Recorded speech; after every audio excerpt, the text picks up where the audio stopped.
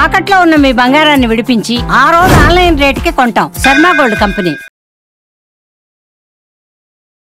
నమస్తే అమ్మా. నమస్తే అమ్మా.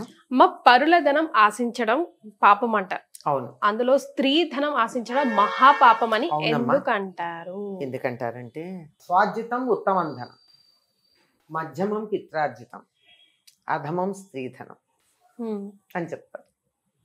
అంటే తన సంపాదించుకున్నటువంటి ధనం ఉత్తమం వాడుకోవడానికి, పిత్రార్జితం మధ్యమం, స్త్రీధనం అధమం.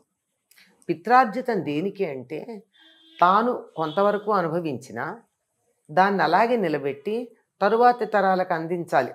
కరెక్ట్. అది సరైన పద్ధతి. అంటే అది దాచిపెట్టుకున్న డిపాజిట్ లాంటిది ఎమర్జెన్సీకి. ఎప్పుడైతే నీ సొంతంగా సంపాదించుకోలేక పిత్రార్జితం వాడావో, తల్లిదండ్రులు ఇచ్చింది, నువ్వు చేతకాని వాడివేనా? అంతేగా. అంతే కదా. అదొక అసెట్, ఒక సెట్ ప్రాపర్టీ ఉంటుంది.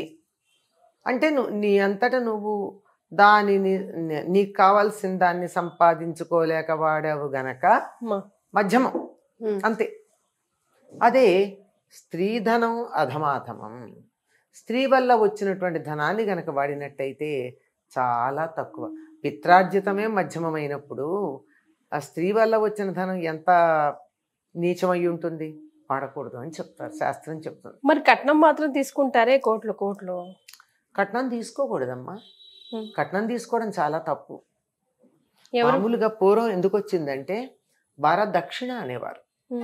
దానం ఇచ్చేటప్పుడు దానంతో పాటు దక్షిణ ఇస్తారు గనక ఒక వరహ ఇచ్చేవారు ఆ రోజుల్లో. అయ్యో, అంటే వరహ అంటే అదే చాలా విలువైంది అనుకోండి. ఇప్పుడైనా అమ్మాయిని ఇస్తూ ఏదన్నా కొద్దిగా ఇస్తే ఇవ్వచ్చేమో గాని కట్నంగా అడిగి తీసుకోవడం మాత్రం చాలా దోషభూయిష్టం అమ్మా. కట్నాన్ని ఆశించినట్టయితే చేతకాని వాడు, అసమర్థుడు, భార్యని పోషించలేనివాడు, తనని తాను పోషించుకోలేనివాడు ఇలా వస్తుంది.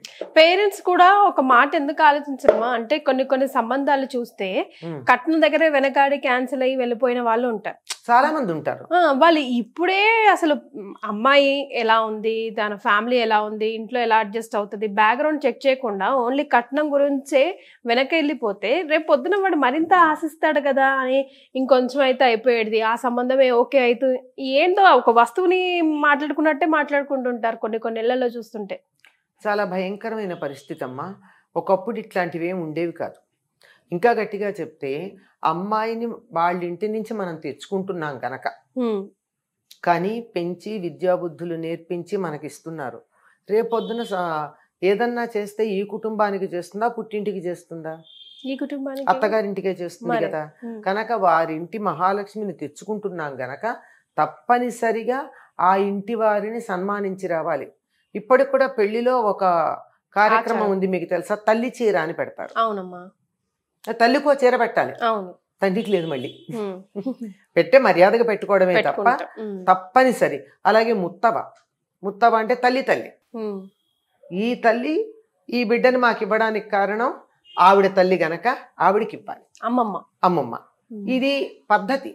ఈ పద్ధతి ఏదో పనికిరాని చీర చౌకబారిది తల్లికి, అంతకన్నా చౌకబారిది ముత్తవకి పెట్టేసి అమ్మాయిని మాత్రం డబ్బులతో తెచ్చుకుంటున్నారు. ఇది సంప్రదాయానికి చాలా విరుద్ధం. కట్నం తీసుకోవడం అన్నది చాలా తప్పు. చట్టం చేశారు, చట్ట ప్రకారం నేరం, అది పక్కకు పెడితే ధర్మం ప్రకారం చాలా తప్పైనటువంటి పద్ధతి కట్నాన్ని తీసుకోవడం. కట్నం తీసుకోకూడదు. తీసుకుంటే ఏమవుతుంది? తీసుకుంటూనే ఉన్నారనుకోండి, ఒక హెచ్చరిక లాగా మన వైపు నుంచి ధర్మం ఏం చెప్తా కాదు. ఇప్పుడు నాకు కూతురుంది, నేను మీ అబ్బాయికి ఇస్తున్నా. మీ అబ్బాయి అంటే నాకు నచ్చాడు నా కూతుర్ని ఇవ్వడానికి, అందువల్ల మెచ్చుకుని నేను బహుమానంగా ఏమన్నా ఇస్తే ఇవ్వచ్చు. కానీ ఫలాంతే బహుమానంగా ఇవ్వండి అని మీరు అడిగారు అనుకో, అది బేరసారాలు అవుతాయి. అంతేగాని నాకు నచ్చి మా ఇంటికి వచ్చారు గనక ఇంటికి వచ్చిన ఎవ్వరికైనా నేను ఏదో ఒక బహుమానం ఇస్తాను, ఇతడు కొంచెం కాస్త గౌరవించదగినటువంటి బంధువు, అందువల్ల ఇతనికి నేను అధికంగా బహుమానం ఇస్తున్నాను ఇస్తే ఇవ్వచ్చు. కానీ ప్రత్యేకంగా అడిగారు అంటే చేతకాని వాళ్ళు, అసమర్థులు, పనికిరాని వాళ్ళు అని అర్థం అమ్మా. అంతే. ఇష్టాలతో మనం ఇష్టంగా ప్రేమతో పెట్టుకోవడం వేరు, ప్రేమతో నా Demand కూతురికి చేయడం ఇచ్చినట్టే, నా కొడుక్కి ఇచ్చినట్టే నా అల్లుడికి కూడా ఇచ్చుకుంటా. కానీ పెళ్లికి ముందే డిమాండ్ చేస్తే అదే కదా. అక్కడ ఏమైంది? డబ్బు మనుషులని అర్థమవుతోందా? అమ్మాయిని తప్పకుండా అమ్మాయి గుణగణాలు చూసి కాక ఇచ్చే డబ్బు కోసం పెళ్లి చేసుకుంటున్నారని అర్థమవుతోంది కదా.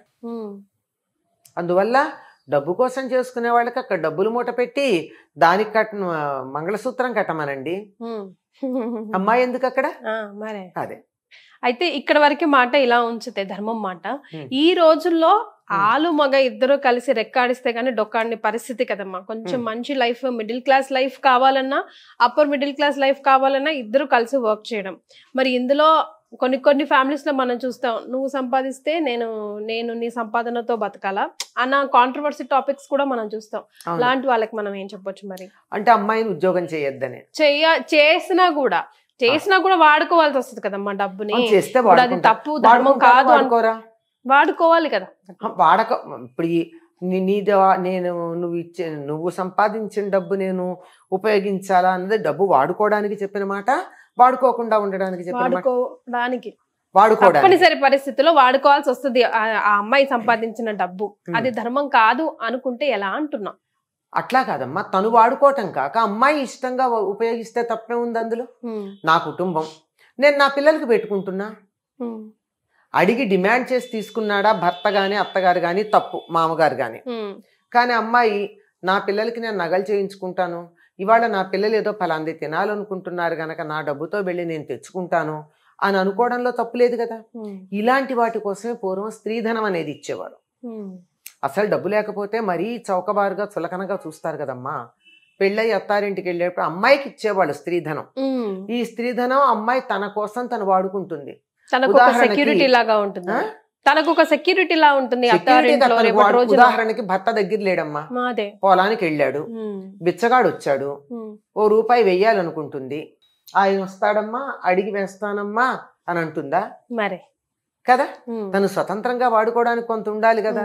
లేదు, ఏ మనవడో మనవరాలో పక్కింటి వాళ్ళు కూతురో కొడుకో దండం పెట్టారు, ఓ రూపాయి ఇవ్వాలనుకుంటుంది కదా. అట్లా అనుకున్నప్పుడు ఉండమ్మా ఆశీర్వదిస్తున్నాను, కానుక మాత్రం ఆయన వచ్చాక తీసుకుని ఇస్తానంటే ఏం బాగుంటుంది. కనుక తనంతటా తను వాడుకోవడానికి కొంత ధనం ఉంటుంది, తప్పనిసరిగా ఉండాలి. అట్లాంటి ధనం పుట్టింటి వారు ఇస్తే సరి. పుట్టింటి వారు ఇవ్వలేదు అనుకోండి, అప్పుడు తను సంపాదిస్తుంది. ఇది తన ఇచ్చ వచ్చినట్టు ఖర్చు పెట్టుకుంటుంది, అంతేగాని డిమాండ్ చేయడానికి వీల్లేదు. అవసరమైంది, కుటుంబంలో ఏదో కొద్ది ఇబ్బంది వచ్చింది, ఈవిడ సంపాదించిన డబ్బు కూడా వాడుకోవాల్సి వచ్చింది, వాడుకోవచ్చు. డిమాండ్ చేయడం కాదు, ఇది మీరు వాడుకోండి అని ఈవిడ ఇచ్చినప్పుడు తప్పులేదు తన మనస్ఫూర్తిగా. కానీ చాలా మంది అలా తీసుకుంటే కూడా తర్వాత తిరిగిస్తూ ఉంటారు. అది వాళ్ళ అభిమానానికి ఆత్మాభిమానానికి సంబంధించింది. తిరిగి ఇచ్చినందువల్ల తప్పు లేదు, ఇవ్వకపోయినా తప్పు లేదు. ఈ కాలంలో ఇద్దరు ఉద్యోగాలు చేస్తున్నప్పుడు ప్రతిదీ కూడా కలిసి షేర్ చేసుకోవడంలో కూడా తప్పు లేదమ్మా. కానీ డిమాండ్ చేయడం తప్పు. నువ్వు సంపాదించింది కూడా నాదే అనడం తప్పు. ఇది అది అమ్మాయికి కూడా వర్తిస్తుంది. ఇప్పుడు భర్తని కూడా మొత్తం వాళ్ళ తల్లిదండ్రులను చూసుకోకుండా మన పిల్లలు ఉన్నారు కదా, మనకే కావాలి నీ సంపాదన అంతా అనడం కూడా తప్పే కదా. బాధ్యతలు అతను నిర్వర్తించాలిగా. అప్పుడేం జరుగుతుంది? మీరు ఇట్లాంటి ప్రశ్న వచ్చారు, ఈ పరిస్థితిలో అతని డబ్బుతో వాళ్ళ అమ్మా నాన్నను చూసుకుంటాడు, ఈ అమ్మాయి డబ్బుతో తన పిల్లల్ని చూసుకుంటుంది. ఏముంది, ఒకే కప్పు కింద సహజీవనం చేస్తున్న వాళ్ళల్లా అవుతుంది. అంతేగాని కలిసి ఒకే లక్ష్యం కోసం ప్రయత్నం చేసిన వాళ్ళు ఎవరు వాళ్ళు. కొంచెం ఏమంటారు, డీప్ గా ఆలోచించాల్సిన విషయమే అమ్మ, అబ్బాయి తరఫున అయినా అమ్మాయి తరఫున అయినా కూడా. కానీ ఇప్పుడు ఈ అమ్మాయి మౌలికంగా ఉండాల్సింది ఏంటంటేనమ్మా, మానవత్వం ఉండాలి, వాళ్ళని మనుషులుగా చూడాలి, వాళ్ళ అవసరాలు నాలాంటివి అనుకోవాలి. వీళ్ళు నా వాళ్ళు పరాయి వాళ్ళు అని కాక బంధుత్వం, హ్యూమన్ రిలేషన్ అంటామే, మానవ సంబంధాలు చక్కగా ఉండాలి. అవి ఉన్నట్టయితే మన అన్న ఫీలింగ్ ఉండాలి. అపనాపన్ అంటారు ఇక్కడ, ఓనింగ్ అంటారు ఇంగ్లీష్ లో. నా వాళ్ళు అనుకునేటటువంటి తన వాళ్ళుగా చూసుకోవడం ఉండాలి. అలా ఉన్నప్పుడు ఇట్లాంటి సమస్యలు పెద్దగా రావు. నువ్వు ఖర్చు పెట్టావా, నీ ఖర్చు పెట్టానా, నా డబ్బా నీ డబ్బా అనే సమస్య ఉండదు. కానీ మీరన్న కట్నం అన్నది ఉందే, ఇది పెళ్ళప్పుడు రొక్కించి తీసుకోవడం, అయిన తర్వాత అప్పుడు ఇచ్చింది సరిపోలేదు, నీకు 10 లక్షలే ఇచ్చారు కట్నం, మీ చెల్లెలకి 15 లక్షలు ఇచ్చారు కానీ ఇంకో 5 లక్షలు పట్టుకురా, ఇట్లా అడిగేయడం ఉంది. ఇది పూర్తిగా criminal mind. Yes I'm sorry to use this word, but it is. Yes. And ఆ పాపం కూడా మనకి జన్మ జన్మలు వెంటాడుతూ ఉంటుంది. వెంటాడుతుందమ్మా. మన తర్వాత మన పిల్లలకు కూడా అదొకటి మర్చిపోతున్నారు చాలా మంది. ఇది ఒక్కటే అనుకుంటున్నారు, దీని తర్వాత ఇంకో జన్మ ఉంటుందని. అక్కడ మనం సమాధానం పైకి వెళ్ళి సమాధానం చెప్పుకోవాలని, ఆ తర్వాత పై జన్మలో దీన్ని అనుభవించాలని చాలా కష్టం. నేను ఇక్కడ ఒక చిన్న విషయం చెప్తానమ్మా. ఒక నిజాయితీగా ఉండే ఒక ఉపాధ్యాయుడు, తను బాగానే తన కుటుంబం తాను నడుపుకున్నాడు. తండ్రి ఇచ్చిన ఆస్తి కొంచెం ఉంది, దానిని ఎట్టి పరిస్థితుల్లో అమ్మల అప్పు చేశాడు. కానీ అందరూ అడిగారు అమ్మచ్చు కదా అని.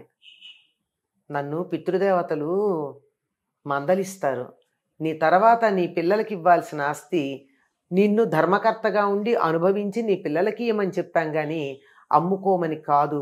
కనుక నేను అప్పు చేసి నా జీతంలోనే తీర్చుకుంటాను అవసరం వస్తే, పొలం మాత్రం అమ్మని అన్నారు. నాకు తెలుసు, బాగా తెలుసు ఆ వ్యక్తి. అది నిజాయితీ అంటే.